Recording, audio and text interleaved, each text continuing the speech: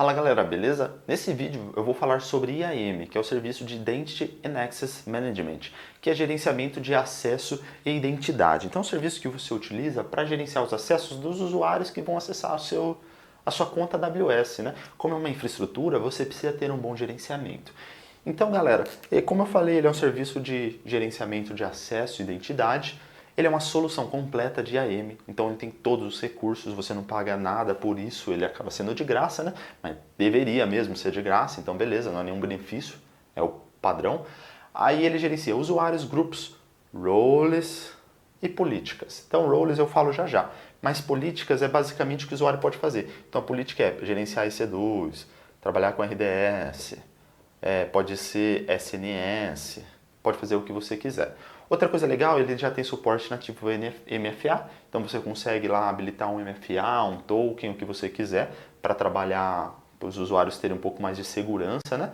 Parte de política de senha, eu acho interessante porque você consegue configurar através do painel se o usuário tem que ter X letras, então X letras, ele também tem que ter X caracteres especiais, ele tem que ter blá blá blá, números, alfanumérico, essas coisas. Você configura isso tudo no painel, você consegue ativar isso. Algo interessante, todas as políticas, tudo, isso é algo que eu acho muito interessante, é muito granularizado. É difícil falar, né? Mas é granularizado, ou seja, é bem granular mesmo, né? Todos aqueles pedacinhos. Então imagina assim, aqui eu falei, nesse exemplo, que é uma política de EC2, mas o que eu posso falar? Dentro dessa política EC2 tem várias ações, todas ações, como por exemplo, ligar a máquina, desligar, tem muitas opções. Isso tudo tem lá na console, tá? Então desligar, aqui pode ser criar volume, pode ter muita coisa, gerar snapshot, blá blá blá blá blá. Então você consegue criar isso daqui de uma forma muito simples. Vamos supor que tem uma pessoa específica que ele não pode executar nada, né? Sei lá, um estagiário. Mas ele é um estagiário que fica on site, os outros todos trabalham remoto. E se eventualmente ele precisar por algum motivo, sei lá, todo mundo fica sem internet, precisar acontecer alguma coisa, esse estagiário precisa desligar uma máquina ou ligar, você pode vir aqui e falar, olha, esse cara aqui só tem ligar e desligar, então ele tem essa permissão. Ou esse cara aqui só tem a permissão de gerar snapshot das instâncias, ele vai ser responsável por isso. Então antes da gente executar alguma ação, esse cara aqui vai lá e vai tirar um snapshot, não sei. Só alguns exemplos. Então você consegue fazer esse tipo de granularidade tranquilamente. Agora eu falei de primeira, hein? Enfim, então beleza, já matamos isso daqui. E outra coisa, ainda continuando a falar que eu acho interessante, todas as políticas estão num JSON. Então é muito fácil você gerenciar a política. Você não precisa obrigatoriamente estar na parte gráfica. Você entende as políticas através do JSON. Então sempre fala lá o que o usuário é permitido, né? Então você pode dar allow para algumas coisas ou deny para outras. Então lá tem tudo num JSON. Então dentro do JSON vai estar escrito quais são as políticas, daí ele pode fazer isso, e não isso. Muito fácil de entender. E também o serviço de IAM, ele trabalha com federação. Então você consegue integrar aí com o seu sistema de AD, você consegue integrar com uma solução de DP, você consegue integrar com qualquer coisa, Google, Facebook, sei lá. Você consegue integrar porque ele já tem o suporte à federação, tá bom, galera? Outra coisa que nós temos que conversar é sobre o role. Então, o que vem ser o role? Ele é diferente. Então, nós temos usuários, todo mundo sabe que é um usuário. Temos grupos, todo mundo sabe que é grupo, né? Então, vou lá, então tem um grupo, vamos supor, esse daqui é um grupo. Eu adiciono políticas para esse grupo, eu posso ter várias políticas aqui.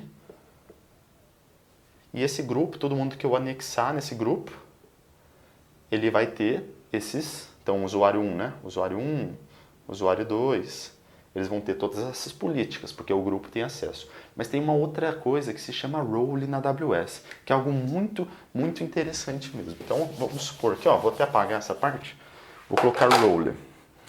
Então, para explicar melhor, eu vou fazer assim, um role, vou criar uma EC2. Então, eu tenho uma EC2.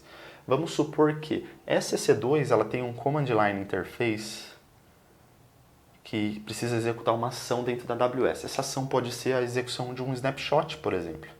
Um snap para ela fazer o backup dela mesmo. Então tem na crontab uma configuração na crontab desse servidor, ou no agendamento de tarefas, se for Windows, que ele executa um command line interface que gera um snapshot.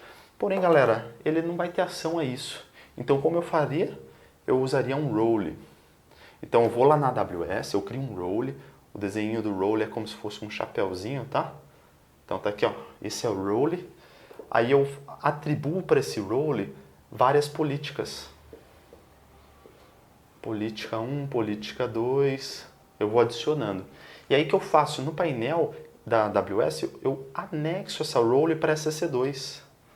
Aí essa EC2, toda vez que for executar o Command Line Interface, o que ela vai fazer? Ela vai executar esse role.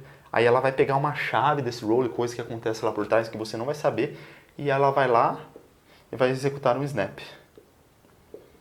E vai funcionar tranquilamente. Agora, se você vier aqui e tirar essa role, né, ou tirar o anexo dela, a EC2 vai executar o comando, mas vai aparecer assim, permission deny, porque você não tem permissão.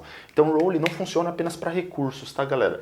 Ele funciona também para usuários. Então, é comum você ver empresas, principalmente empresas um pouco maiores, optando por role. Então, eles criam lá um role de time de engenharia, um role de time de desenvolvimento, um role de time de BI. Aí as pessoas elas podem ter mais que um role, porque vamos supor, Douglas, eu posso ser desenvolvedor e eu posso ser também de infraestrutura. Então logo eu tenho direito a 2 roles. Daí quando eu vou acessar a AWS, ele fala qual dos 2 roles você vai usar.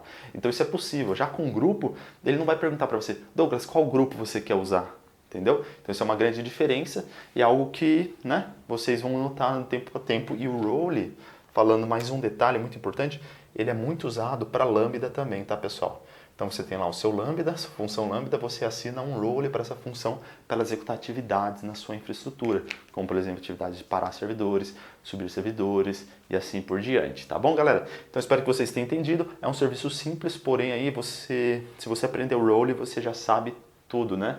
Que é o mais importante na minha opinião. Então, galera, até o próximo vídeo.